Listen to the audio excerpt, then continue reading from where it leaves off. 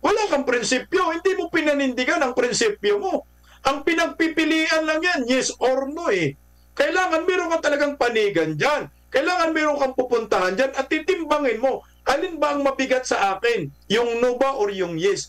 Para ba naging senador ka pa dyan kung hindi ka marunong pumili? Dalawa nga lang eh. Yes or no eh. Pinili mo abstain?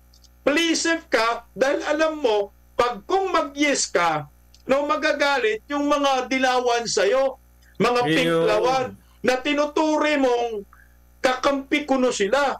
Kung magno ka naman, iniisip mo, bibirahin ka ng mga Duterte diehard supporters na sandamakmak 32 million at baka yung pangarap mong maging presidente sa 2028 mabulilyaso pa. Lacson, pinabulaanan ang paratang na playing safe si BP sa BP impeachment case. Ayan.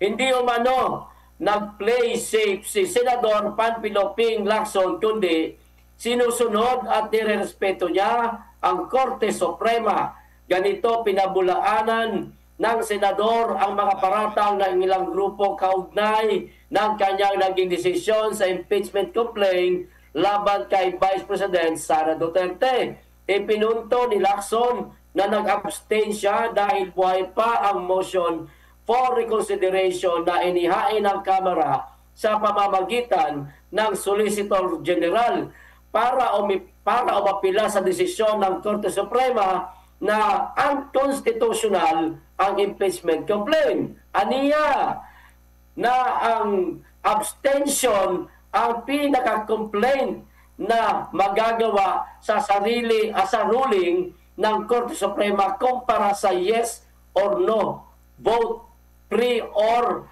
post MR motion for reconsideration. Ayan, partner, ano ang masasabi niyo dyan?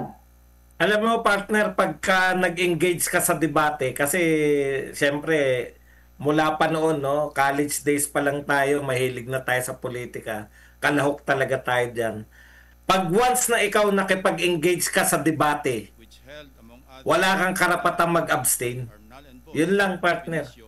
Dapat is either mag-yes ka o mag-no. Kasi inaabala mo lang pala, lumalaho ka pa, tapos wala ka palang pagpapasya balang araw. Pangit mong ugali yun. Kinakailangan, mga nag-abstain lang, yung hindi makapag-decide. O kaya may masasaktan siya pag nag-decide. Katumbas pa ng talo yun, partner, sa debate? Wala kang ibig ko sabihin makipagdebate ka tapos bandang huli wala ka palang pinapanigan. Ano yun? Hindi ko maintindihan. Buti pa nga yung hindi nagsalita eh. Si Lito Lapid eh. May pinanigan pa, di ba? Kaya yung sinasabi niya hindi siya playing safe. Ano tawag dun? Yun lang, partner. Ang tawag dun, partner, ang i-scam. Pag ikaw ay pang-i-scam yun eh. Kasi kung ikaw, senador, at nakipagdebate ka since nag-start yung naturang hearing, di ba? Pinag-uusapan, mga excited pa nga ho sila, di ba? Na italakay yung anong desisyon ng Senado dito sa kautusan ng Korte Suprema na nagdeklarang unconstitutional sa naturang articles of impeachment laban kay Vice President Inday Sara. Nung pagdating ng panahon na yan, ngayon na, debate kayo, bangayang kayo dyan, yung iba dyan, talagang humihirit pa, baka pagbigyan ang kanyang mga motion, ang kanyang petition. At the end of the day, dapat ang mga senador, meron talagang pasya dyan. Kasi kung hindi ka magpapasya at wala kang puntahan na direksyon, wala kang prinsipyo eh. O ibig sabihin, bodo lang yung lahat ng mga pinagsasabi mo, nakipagdebate ka pa, nakipagpalitan ka pa ng emosyon, kung ano-anong pinagsasabi mo ng mga batas-batas, pero ang ending, wala kang pagpapasya. Gumitna ka. Anong ibig sabihin doon? Hindi please, wala kang prinsipyo, hindi mo pinanindigan ang prinsipyo mo. Ang pinagpipilian lang yan, yes or no eh. Kailangan meron ka talagang panigan dyan. Kailangan meron kang pupuntahan dyan at titimbangin mo, alin ba ang mabigat sa akin? Yung no ba or yung yes? Para ba naging senador ka pa dyan kung hindi ka marunong pumili? Dalawa nga lang yes or no Pinili mo abstain, please safe ka dahil alam mo, pag kung mag-yes ka, magagalit yung mga dilawan sa'yo, mga pinklawan, na tinuturi mong kakampi kuno sila. Kung magno ka naman, iniisip mo, bibirahin ka ng mga Duterte diehard supporters na sandamakmak 32 million at baka yung pangarap mong maging presidente sa 2028 mabuliliyaso pa. Yan lang, partner. Nangangarap pa rin pala maging presidente yan, partner. Hindi na nadala. Katakbo na nagtakbo. Lagi magtalo. Naman! Partner BMR. Ayan, dati nung araw, bilib ako dito kay Senator Lacson pero ngayon parang nagiging ano na lang siya Sabi nga ng kasabihang Tagalog, parang nagiging sampay bakod na lang no? Mm-hmm. Hindi na siya yung paninindigan Alam niyo mga partner, pagdating po sa mga debate na ganyan, lalo na kung pag-uusapan mo yung Bible,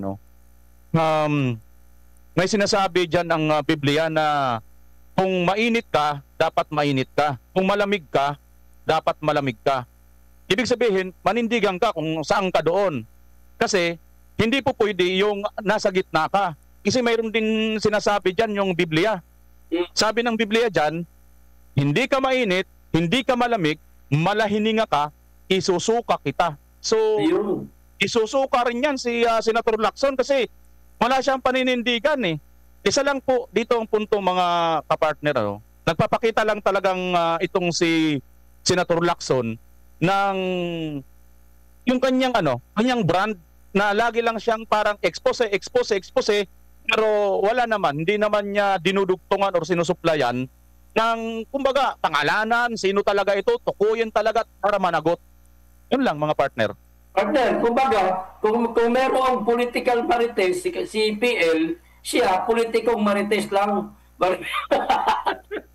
Hindi kaya pangalanan yung mga expose niya, partner Puro yabang lang, wala namang tapang, partner. Hoy, maraming salamat kay Arcelia Senia sa pakulay niya. Kaya bibihira lang talaga ang mga politiko, partner, na nagugustuhan ng ating mga kababayan kasi bibihira lang sa kanila merong tapang at tunay na malasakit, partner